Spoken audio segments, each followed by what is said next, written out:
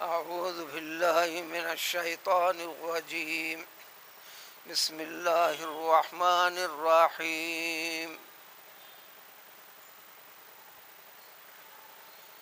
فتولى فرعون فجمع كيده ثم أتى قال لهم موسى ويلكم لا تفتروا على الله كذبا فيسحتكم بعذاب وقد خاب من افترى فتنازعوا أمرهم بينهم وأسروا النجوى.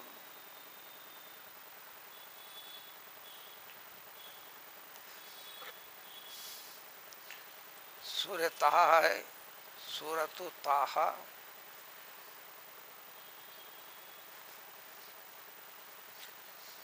جس کی ابتدا سے سورہ کے آخر کے 2 رکوع چھوڑ کر قریب تمام سورہ تفصیلات پیش کرتا ہے، ایمان سے جڑے حقیقتوں کا، ان حقائق کا سامنا کرنے والوں کا اور اس پر کی مخالفت کرنے والوں کا بتذکرہ پیغمبر موسیٰ اور ہارون علیہم السلام کے ذریعے سے. اس کی تفصیلات گزرتے ہوئے بات یہاں تک پہنچی تھی، پیغمبر موسیٰ علیہ السلام کے ذریعے سے، آپ کی زبان کے ذریعے سے، آپ کی تقریر کے ذریعے سے، آپ کے واضح بیان کے ذریعے سے کیا کہنا ہے، کیا نصیحت کرنا ہے، کیا تقریر کرنا ہے، یہ سب تعلیم، تربیت اللہ تعالیٰ کی طرف سے اور وحی کے ذریعے سے، بلکہ راست طور پر اللہ تعالیٰ خود پیغمبر موسیٰ علیہ السلام سے کلام فرما کر، جو کہ کسی اور پیغمبر سے اللہ تعالیٰ نے راست طور پر کلام نہیں فرمایا. تو حضرت موسیٰ علیہ السلام نے تمام چیزیں پیش کر دی. کئی مرحلے میں فرعون متاثر بھی ہوا، متاثر ہوئے بغیر رہ بھی نہیں سکتا تھا، اس لیے کہ کلام اللہ تعالیٰ کا، زبان اللہ تعالیٰ کے منتخب بندے پیغمبر موسیٰ علیہ السلام کا زبان، انداز بیان، اور جو ذکر کی جا رہی ہے وہ اللہ تعالیٰ کا کلام. تاثیر رب، زبان کی ایک تاثیر ہوتی ہے، وہ عام انسانوں میں بھی ہوتی ہے. اس زبان کو جو غلط استعمال کرتا ہے، خباثت کے لیے، گالی کے لیے، گلوچ کے لیے، نفرت کے لیے، حسد کے لیے، بغض کے لیے، کینے کے لیے، معاملات میں ہیر پھیر کرنے کے لیے، ہمیشہ اللہ کے مخلوق کے ساتھ برا چاہنے کے لیے، وہ تاثیر اس کی شیطانیت اور خباثت کی طرف چلتی ہے. حقیقت میں اللہ تعالیٰ نے یہ زبان دیا ہے، ورنہ زبان دینا تھا سارے حیوانوں کو دینا تھا.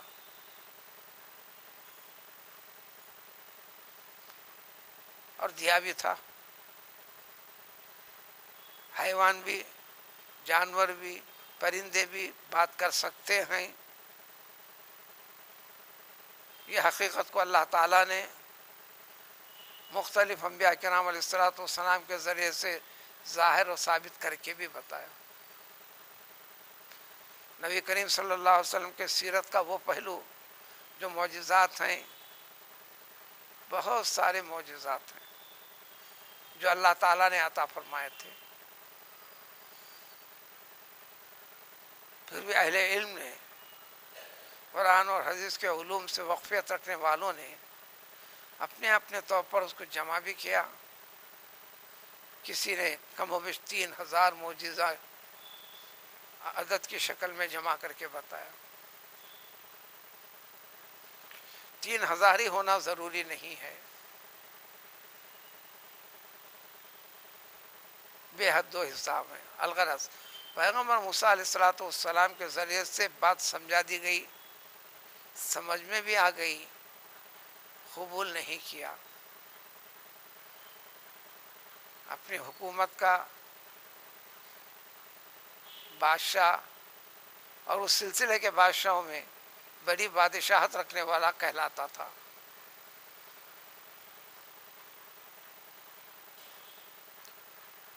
اپنی حکومت کے مشیروں سے غلط مشوروں سے مقابلہ کرنا چاہا، انہوں نے یقین دلا دیا یہ معجزہ وغیرہ کچھ نہیں، یہ اللہ تعالیٰ کی طرف سے نہیں، بلکہ یہ فن جادوگری میں کمال درجے کا علم سیکھ سکھا کر آئے ہیں، لہذا ان کے دام میں پھنسنا نہیں، اس سے متاثر ہونا نہیں۔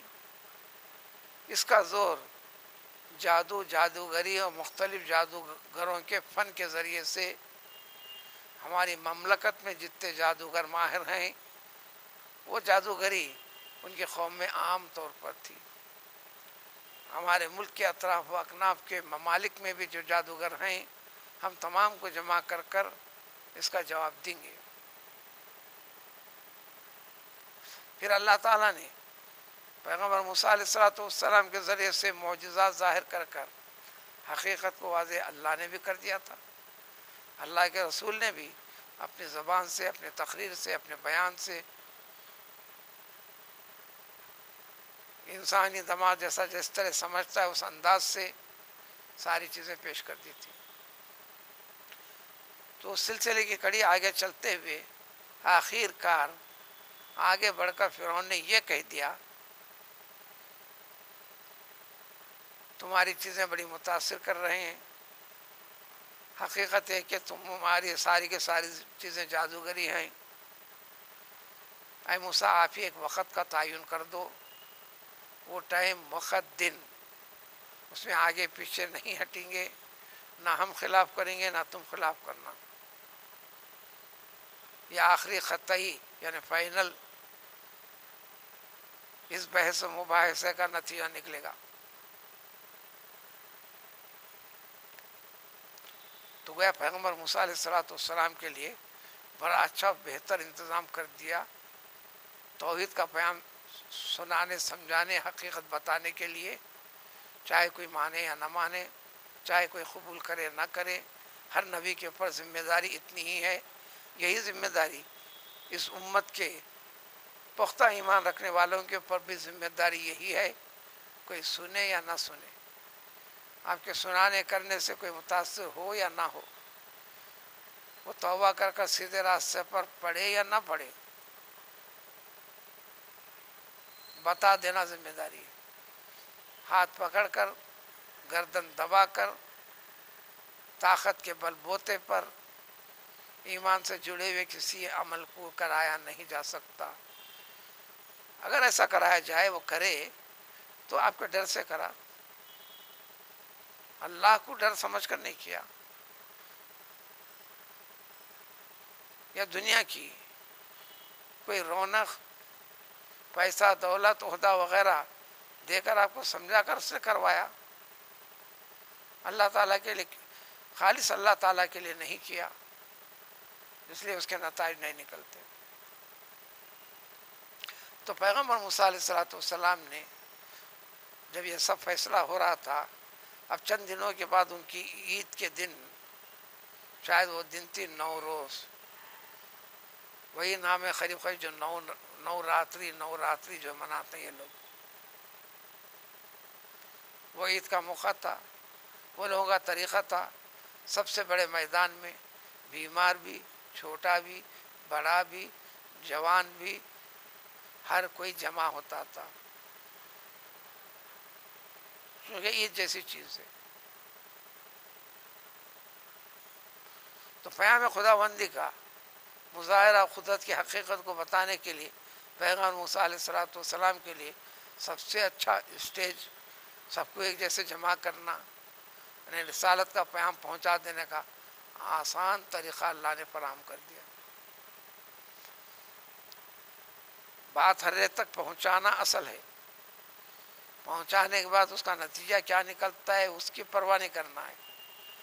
وہ نتائج اللہ تعالیٰ فرماتے ہیں ہر پیغمبر کو تسلی دیے، ہمارے پیغمبر کو بھی تسلی جگہ جگہ ہے، آپ اس کی فکر مت کیجیے.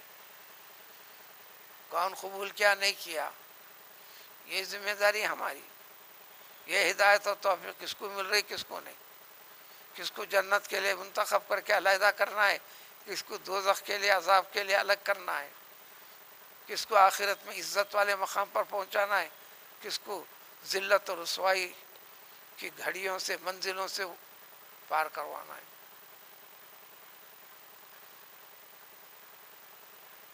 آخرت کی زندگی ہمیشہ کے لیے بری کس کی ہونے والی ہے اور کس کی ہمیشہ اچھی فضل و کرم والی ہونے والی ہے یہ ہم جانتے ہیں. وہی مطلب ہے واللہ یہدی لمن یشاء یضل من یشاء یہدی من یشاء.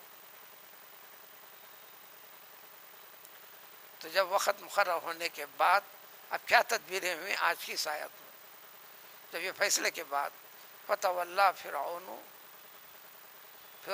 اب اس جگہ سے یعنی بحث و مباحثے کی جگہ سے فرعون موسیٰ علیہ السلام کے سامنے سے پھر ہٹ گیا چلے گیا. کس لیے گیا؟ فجمع کیدہ، اپنی تدبیریں، اپنی مکاری، چال بازی، فریبی، یعنی اس معاملے سے نمٹنے کے جو طریقے ہو سکتے ہیں اب اس کا ذہن اسی میں کام کرنے لگا.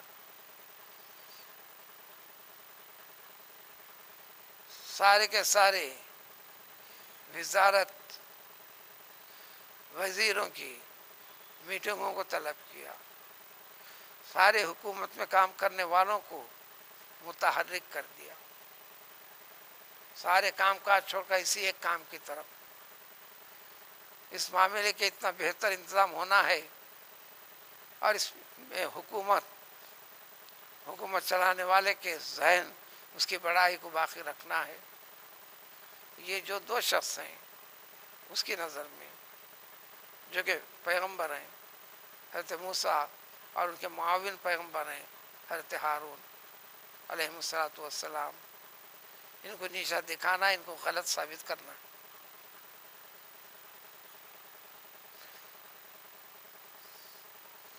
کیسا کیا اس کی تفصیل بھی اگلے پاروں میں آئیں گی، پچھلے پارے میں بھی گزری، پارے 9 کے اندر بھی.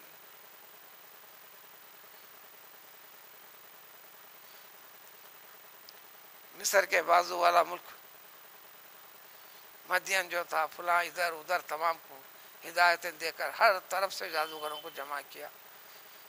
پھر اگلے پاروں میں بھی اور تفصیل آئے گی، پارے 19 میں اور مزید تفصیل آئے گی، پارے 20 میں مزید آئے گی. ثم آتا، کافی وقت تھا، سارے حکومت کی طرف سے تدبیریں کر سارے انتظامات مکمل کر لیے گئے، لیکن یہ ہوئے کیسا؟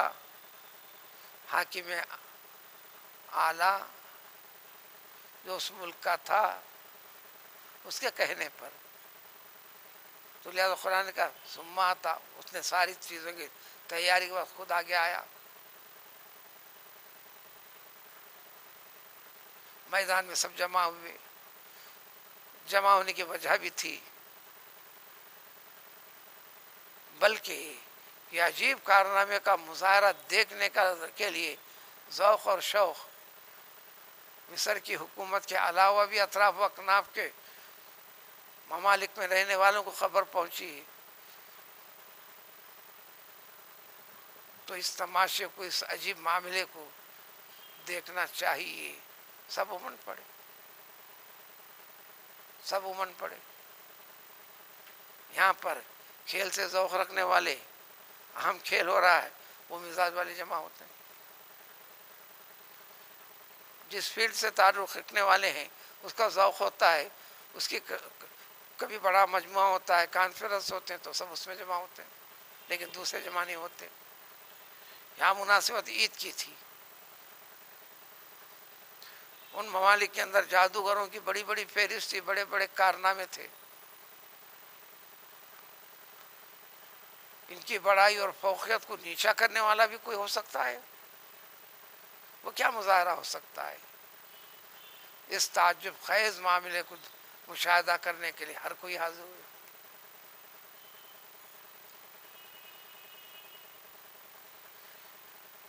حاضر جب ہو گئے، میدان میں جمع ہو گئے، تو ایک تقریر فرمائے پیغمبر موسیٰ علیہ السلام۔ عام آدمی کی زبان نہیں ہے، وہ زبان جس میں تربیت، وہ زبان جس کی نور سے بھر دیا گیا ہے، وہ زبان جس کے دل کو نور سے منور کر دیا اللہ تعالیٰ نے پیغمبر موسیٰ علیہ السلام کو، اور اپنے رب ربوبیت کی تجلیوں سے ان کو آراستہ کر دیا ہے، جو معجزات کے ذریعے سے بتا دیا گیا کہ آپ کا ہاتھ چھونے سے، آپ کا ہاتھ لگنے سے، جو آپ کے اندر وہ ساری کی ساری چیزیں اللہ تعالیٰ کی تجلیات سے بھرپور ہے، ارادہ کر کے جب چھوڑ دیتے ہیں تو اجزا بن جاتا ہے حقیقی، اس ہاتھ کو جو انتہائی منور ہو جاتا ہے۔ یہ ساری چیزیں تھیں اس زبان سے، وہ سارے مجموعے سے جو مقابلے کے لیے سامنے تھے، وہ سارے انسانوں سے جو ان کی نظر میں تماشا تھا دیکھنے کے لیے، لیکن حقیقت میں ہر ایک کے لیے دعوت اسلام کی تعلیم کا بواسطے پیغمبر موسیٰ علیہ السلام اللہ نے انتظامات فرما دیے تھے۔ حقیقت یہ تھی،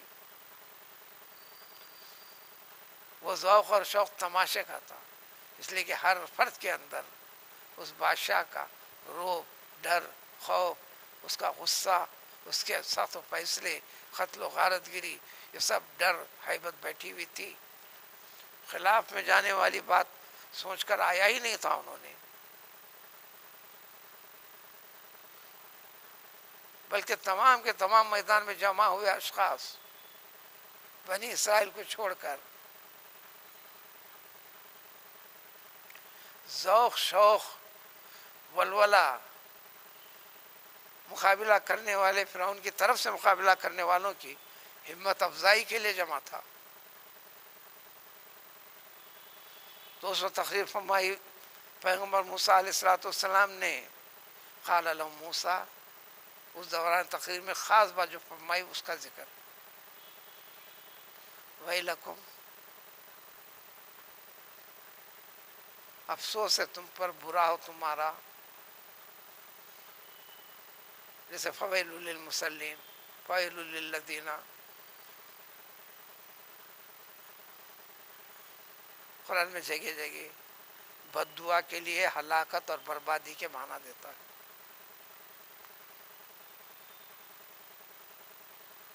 دیکھو تم بہت بڑی غلطی کر رہے ہو لوگوں، نتیجہ کیا ہونے والا ہے سن لو، سوائے ہلاکت و بربادی کے کچھ ہو نہیں سکتا، کامیابی تو دور کی بات۔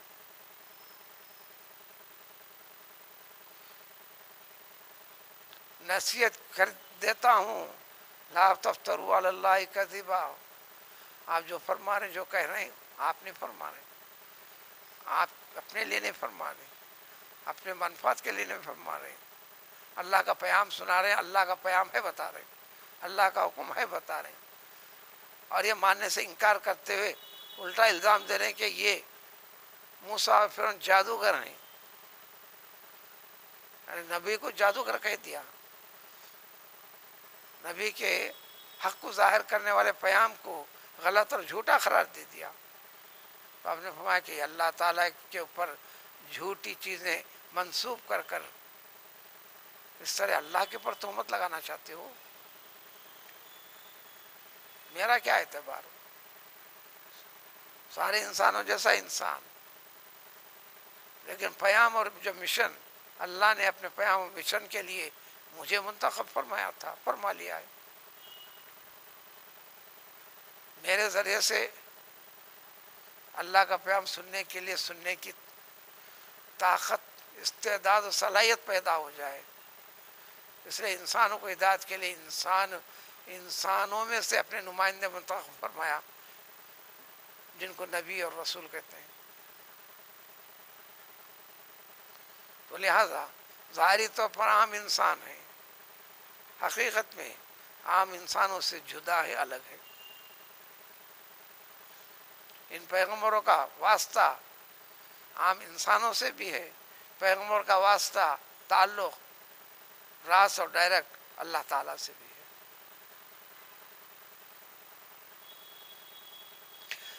اگر یہ کرتے ہو تم آگے بڑھو گے. یہ سمجھانے کے لیے جو آپ نے جو تقریر کی اس میں خلاصہ یہ تھا، اس کا رزلٹ یہ تھا. اگر ایسا کرو گے فَيُسْحِتَكُمْ بِعَذَابٍ، ایسا کر دیا تم نے عذاب، تمہاری یہ حرکتیں تمہارے لیے وبال جان بن جائیں گی. عذاب تمہارے اوپر اللہ تعالیٰ کی طرف سے امن پڑے گا. سمجھ لو، یعنی ابھی بھی پیچھے ہٹ جاؤ، قبول کر لو.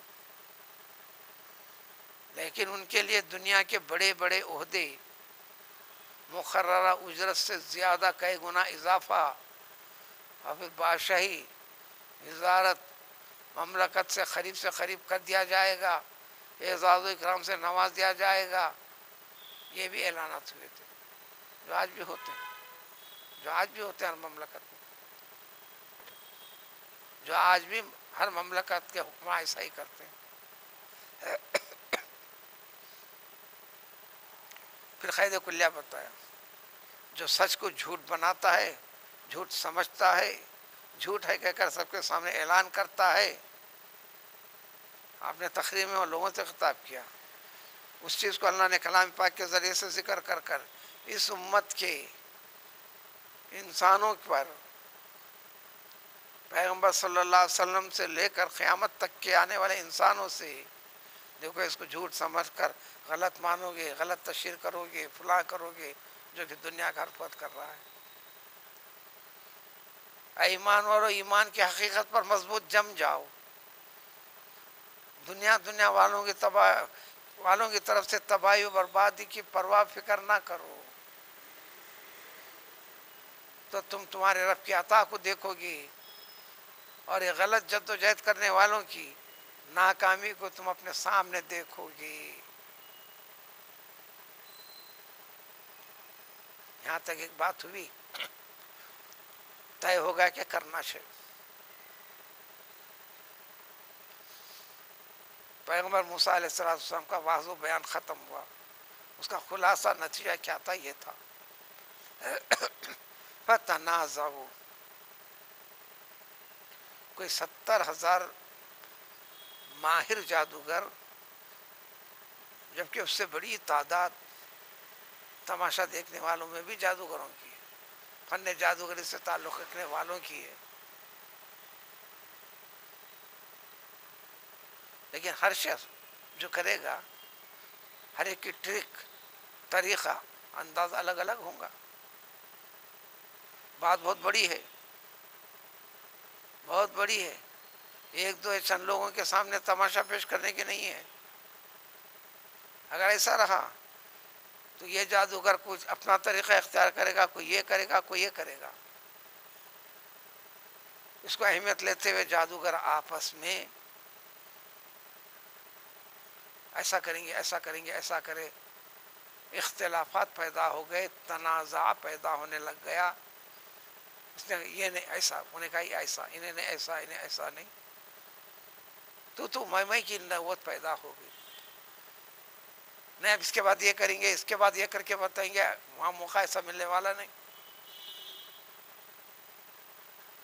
یوں سمجھو کہ سب سے آخری چانس ہے تمہارے لیے ادھر یا ادھر ہونے کا. نہیں ایسی غلطی ہوگی، وہ کرنا تھا، یہ کرنا تھا، ایسا نہیں ہوگا. یہ آپس میں تنازع میں پڑ گئے، اختلافات میں پڑ گئے، اور پھر الگ سے ہٹ کر خصوصی، یعنی اپنے محاورے میں بند کمرے میں میٹنگ، راز فاش ہونے نہ پائے، تاکہ ہماری چالیں سامنے کی ٹیم کو، سامنے کی پارٹی کو جو پیغمبروں کی تھی، انہوں جو کرنے والے کہ راز کھل جانے نہ پائے. یہ سب ہو کر ایک ہی چال چلیں گے، سب کے سب اسی کے پر اپنی مہارت دکھائیں گے.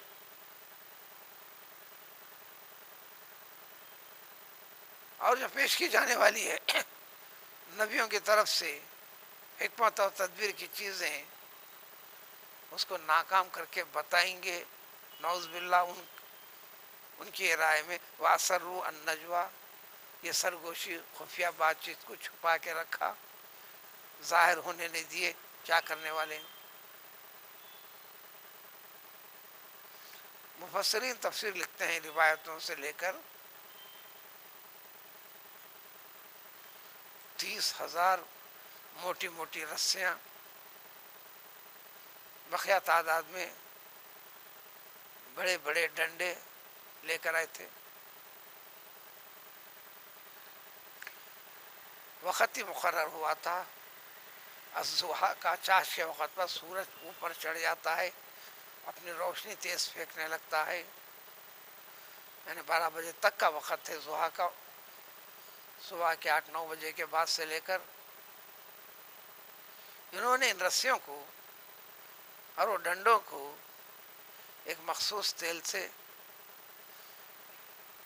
لگا کر رکھے تھے، جو دکھنے میں سب کالے کالے دکھتے تھے. سورج کی شعاعیں جو تیز پڑ رہی ہیں، جو اس کا پڑے تو وہ چک پک ہونے کی وجہ سے ایسا لگ رہا تھا وہ حرکت کر رہے ہیں، وہ چل رہے ہیں، یہ حرکت کر رہے ہیں. جادوگری دیکھنے والوں کی نظر کے اندر ایک کیفیت پیدا کرنے کا نام ہے، ورنہ ڈنڈا حقیقت میں ایسا ہو رہا نہیں، رسی حقیقت میں ہو رہی ایسا نہیں. جب دیکھنے والوں کو ایسا دکھتا ہے تو فطری طور پر ڈر اور ہیبت اور تعجب کی کیفیت، تعصب پیدا ہونے لگتا ہے. اور یہ آگے بڑھ کر جادوگر کیا کیے، پھر وہ آپس میں کہنے لگے، سارے جادوگر اپنوں میں ایک اعلان کر لیا، قالوا ان هذان لساحران. یہ خاص عربی کے استعمال کا طریقہ ہے. ترجمہ جو ہونے والا ہے حقیقت میں قالوا ان هذین لساحران.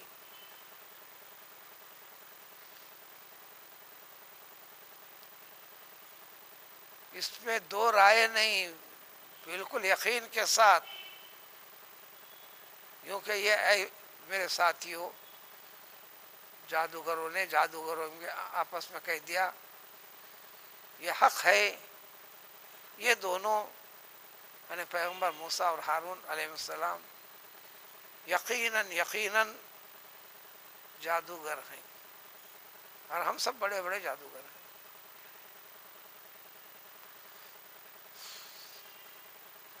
تو اتنی بڑی جماعت جو ہزاروں 70,000 کے آس پاس اس کے آگے تک ہے، جو اس کھیل میں حصہ لینے والے اور مشاہدہ کرنے والے نہ جانے بے حد و حساب ہیں، چونکہ چھوٹے سے بڑے تک ہر ایک میں ان پڑھ کے اندر بھی کچھ نہ کچھ جادوگری کے ٹوٹکے تھے. پوری قوم اس میں مبتلا تھی. اس لیے اللہ تعالیٰ نے یہ معجزہ ان پیغمبر کو دیا کہ حقیقت کیا ہوتی ہے اور یہ باطل چیزیں کیسی ہوتی ہیں.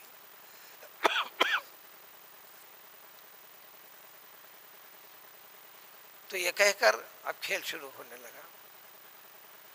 جادوگروں نے کہا کہ اس میں کوئی ڈاؤٹ نہیں کہ یہ دونوں جادوگر ہیں، ان کا مقصد ارادہ ایک ہی ہے کہ دونوں کے دونوں مل کر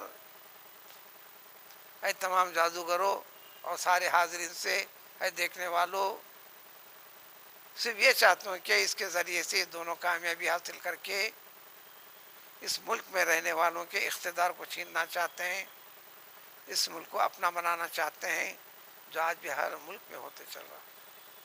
کوئی ملک فلاں کو نکالنا چاہتا، کوئی آنے نہیں دینا چاہتا، یہ کہتے ہوئے آنے والے دنوں میں یہ ملک ہماری شکل، ہماری تہذیب کو بدل دے گا، پھر ان کا ہو جائے گا.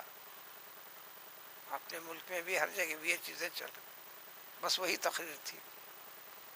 تو گھسا پٹا انداز قدیم سے اب ایسا کر رہے ہیں ایسا کر رہے ہیں. اس جیسے حالات میں مسلمان اور مومن کو اپنے اسلام کے مضبوط اور پختہ کرنے کے لیے تنبیہ ہے، موقع ہے. تو پھر اللہ تعالیٰ اپنے قدرت کے مظاہرے کر کے بتلائیں گے آپ کے لیے. لہذا اپنے نام سے آگے بڑھ کر اسلامی کام رنگ ڈھنگ سے آراستہ ہو کر دیکھو تمہارے رب کی مدد تائید کیسے ہوتی ہے. تو ان جادوگروں نے کہا کہ چاہتے ہیں کہ تمہارا ملک تم سے کھینچ لینا چاہتے ہیں. وَيَذْهَبَا بِطَرِيقَتِكُمُ الْمُثْلَىٰ. پھر دوسرا ہم پہلو، ہمارے کتنے اچھے طریقے ہیں. شرک کے جو طریقے ہیں کتنے اچھے طریقے ہیں، کتنا ناچنے کا موقع ملتا ہے. اور جب موقع مل گیا کئی افراد کو جمع ہو کر کسی ایک کو ٹھکانے لگانے کا کتنا اچھا موقع ملتا ہے. کھیل کا کھیل بھی ہوتا ہے، دنیا کی دنیا بھی ملتی ہے، مال کا مال بھی ملتا ہے. پھر ظاہری طور پر تمہاری مدد ہوتی ہے، باطنی طور پر تم کو شاباشی دی جاتی ہے. یہ ساری دنیا کا کھیل آج بھی تو ہے. اس لیے قرآن کی ہر آیت یوں جیسا کہ آج کے زمانے کے لیے سننے والے کے سامنے ذکر کر رہے ہیں. تو تمہارے یہ سب سے اچھا اور عمدہ نمونے طرز زندگی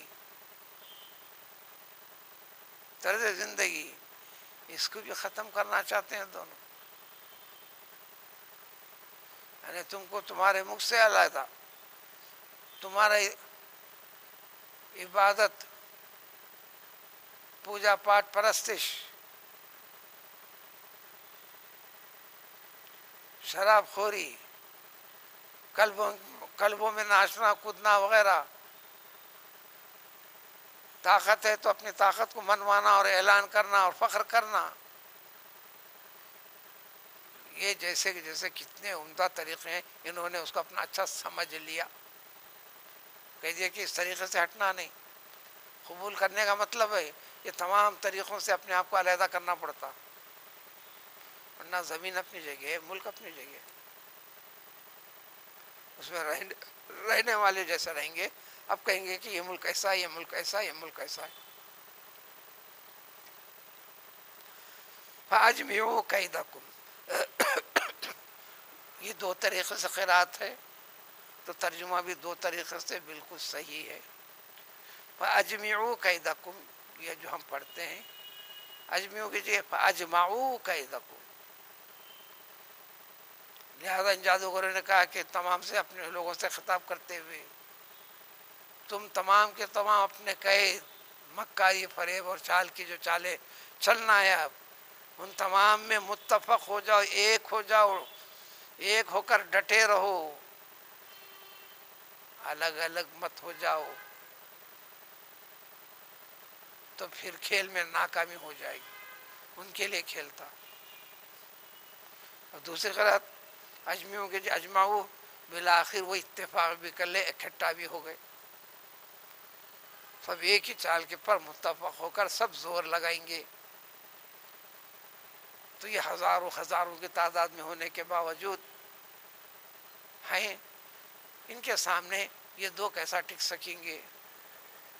انہوں نے دنیا کو دنیاوی طریقوں کو سامنے رکھ کر کہہ دیا، سمجھ لیا اور اعلان بھی کر دیا. کامیابی تو 100 نہیں، ہزاروں % ہماری کامیابی ہے. ہمت بھی دلا. دو پہلوان لڑتے ہیں، وہ ایک آواز بلند کرتا ہے، یہ بھی آواز کرتا ہے. وہ بھی ایک ہاتھ مارتا ہے اپنے جان کے پر تو وہ بھی زور سے مارتا ہے. یہ چیخ کر کہتا ہے، وہ اور زور سے چیخ کر کہتا ہے. مظاہرہ دونوں ایسا کرتے ہیں کہ میں ہی کامیاب ہوں گا، جبکہ نتیجہ ایک کامیاب ہونے والا ہے، ایک ہارنے والا ہے.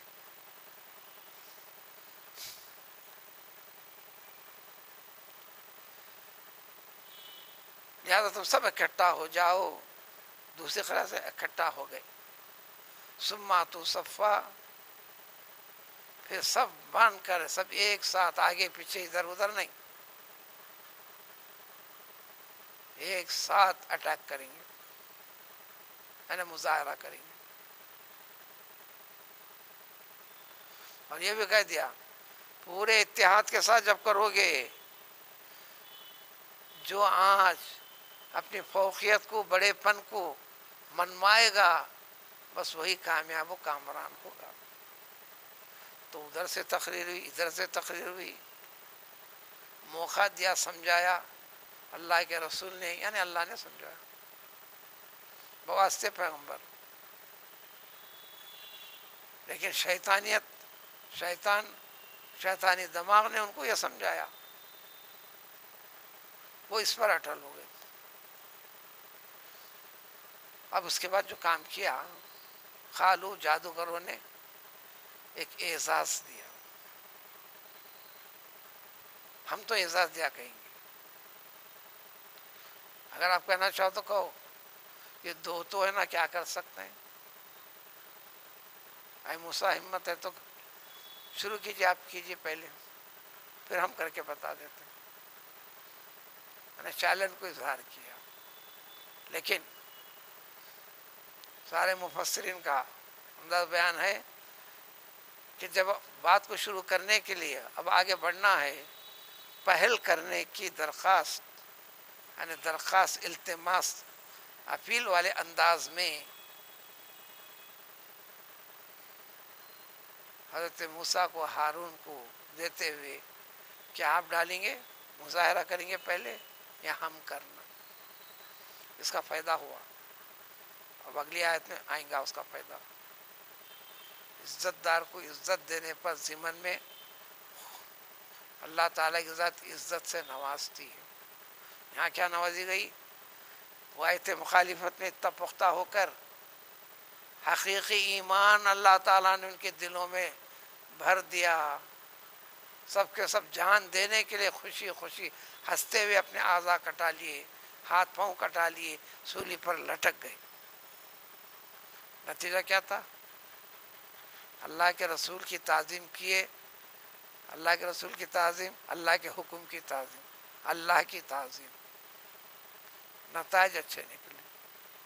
اس لیے حدیث شریف میں ہے، اے بندو تم میں سے کوئی ایک بالش میری طرف آگے بڑھتا ہے نا، ذرا کوشش کرتے ہو میں ایک ہاتھ آگے بڑھتا ہوں تمہاری طرف، بس اسی جیسا نتیجہ ہے.